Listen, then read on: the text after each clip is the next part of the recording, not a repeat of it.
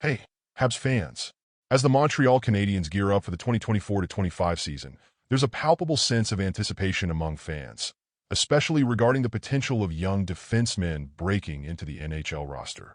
General Manager Kent Hughes has already made moves to clear some space, trading away Jonathan Kovacevic and Jordan Harris, which opens up opportunities on both sides of the blue line. However, while the excitement is understandable, the reality may be a bit more tempered. The idea that rookies or sophomore defenders will immediately seize a roster spot and make a significant impact might be a bit optimistic.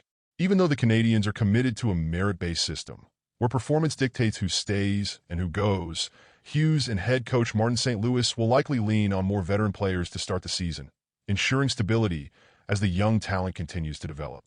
One of the most talked-about prospects is David Reinbacher, the Habs' top pick in the 2023 draft.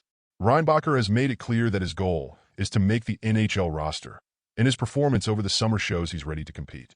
His potential pairing with Caden Gull could eventually become a cornerstone of the Canadiens' defense, with both players boasting size, mobility, and a high hockey IQ.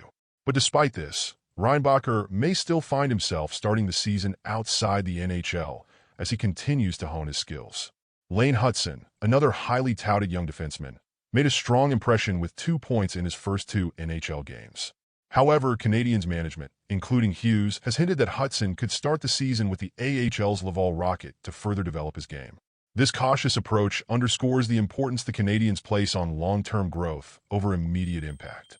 Arbor Shakaj, known for his physical play and strong shot, could find himself in a more flexible role, possibly as the team's 7th defenseman.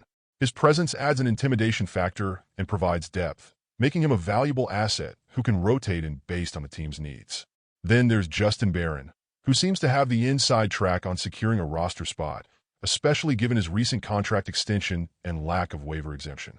After a somewhat inconsistent showing last season, Barron has a lot to prove, but the Canadiens are clearly giving him the chance to step up.